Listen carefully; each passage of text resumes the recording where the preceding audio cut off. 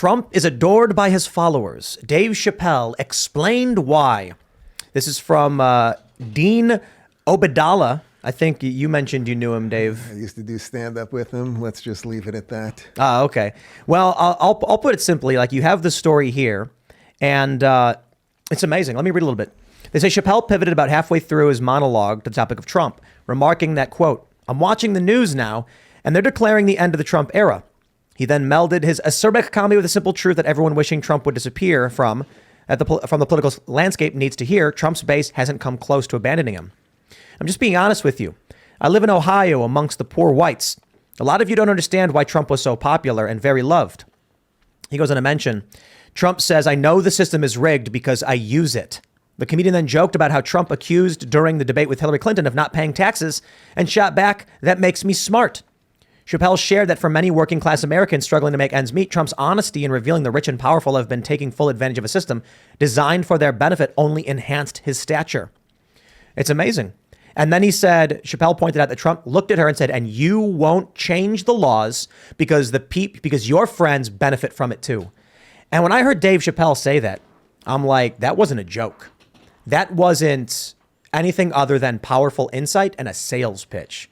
When I heard him say that, it reminded me of the 2016 election, what Trump was on about.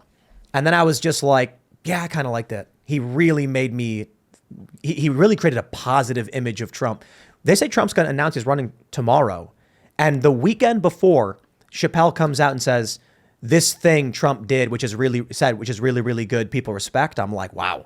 Yeah, Chappelle's comments were very close to what Michael Moore said in 2016, specifically when it came to middle Americans and blue-collar workers going for Donald Trump because he represented the larger ideas of the American working class, which he was representatively standing up for. But then Dave Chappelle also made a joke about Donald Trump taking out his Illuminati card, sniffing some cocaine, and then telling everyone how they were playing the game, and then went inside the White House and then started playing the game, which I thought was also another important point there. But this could be one reason why he's being criticized as, quote, anti-Semitic and promoting anti-Semitism right now by the ADL, which I think is absolutely ridiculous. What he mentioned in his comedy skit, I think, was perfectly navigating a very sensitive topic. He hit everyone. He made everyone laugh about a very tough issue. And I think his representation of what happened to Kyrie Irving and Kanye West was also something important. A couple days ago on my members area, I was talking about how Dave Chappelle was on Oprah talking about how people were trying to drug him, so he had to escape the huge contract that he was under and literally went to Africa. This is also something very similar that happened to Kanye West. So there's something to really think about here when it comes to people who are anti-establishment, people who are breaking from the matrix, people who are coloring outside of the box and are now being heavily criticized and attacked. Well, look, you color outside the box on anything and they're going to come for you. Remember, when Rogan had Dr. Malone on, what happened the week after? The entire mainstream media is saying Rogan is a racist, and they're releasing all these videos of him saying the N-word, not because he was actually racist, but because he was making fun of the user of the people that use the N-word. But that's what the system does. But I think actually what you said about the timing is most interesting, because it's like, wait a minute. We all saw that in 2016. I didn't support Trump in 2016. I did vote for him in 2020, and there's certainly a chance I'll vote for him again next time if that's where we're at. But it's interesting because Chappelle, he must have known that then. And yet in the same monologue, Chappelle says, I think he said twice, "I'm a Democrat." Yep. So it's like, well, A, what still makes you a Democrat? I don't really get that. Or maybe that's his way of just throwing a little something so that he's not ousted immediately from the power structure, something like that.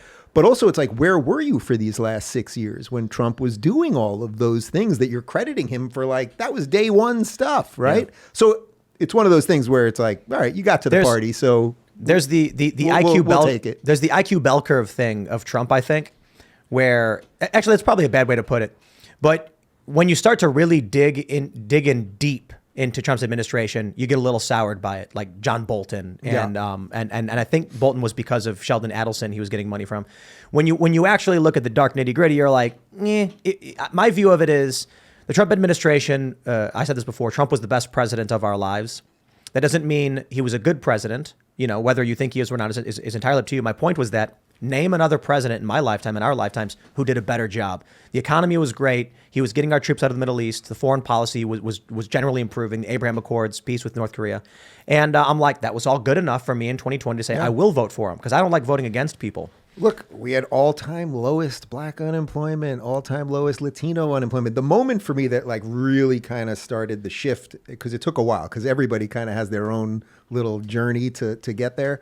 For me was that State of the Union address when he's talking about lowest all-time black and Latino unemployment. And then they flash to the Congressional Black Caucus and they're sitting there with scowls on their faces. And it's like, wait a minute. I thought if you guys want one thing, it might be for black people to have jobs.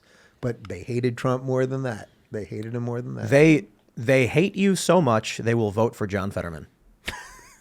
That's People walked into, I would say they walked into a booth. I guess nobody walks into a booth anymore. People go to the drop box or whatever they do. They mail in their 18 ballots to vote for Fetterman. How profoundly insane is that? It's this simple. Dr. Oz, poor guy. He had it all. See, think about Nancy Pelosi.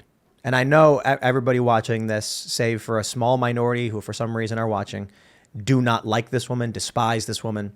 Imagine who you would be willing to support to get rid of her. Some bad people. Right. But, she's worse, right? You look at Fetterman, and they weren't looking at Dr. Oz like it was Dr. Oz. And that's probably why Trump thought Oz could win. They looked at Oz and they saw Trump. And so they just said, MAGA bad, Republican bad. If Trump's behind it, we vote for the other guy no matter what. So despite the fact that Fetterman, he's got serious brain damage. Yeah. They wanted it. But I will also stress too, because I pointed this out, and I think you probably agree. Republicans are never going to win again so long as universal mail-in voting is the rule of the land, because people who are disinterested from voting, who normally don't care, are having ballot harvesters knock on their door and say, did you fill that out? Come on, just fill it out. Yep. Then they do. Then they put it in the mailbox, or the ballot harvester collects it. And a person who normally wouldn't vote and has no interest in voting is now voting, and it's creating this ignorant voter base that votes just by letter. Well, let's say most likely everyone watching this can agree that to some extent there's something shady going on there. So let's hit it from the other angle. The other angle would be, well, what's going on in Florida? The great free state where I live. In Florida, they cleaned it all up, and you got to show an ID.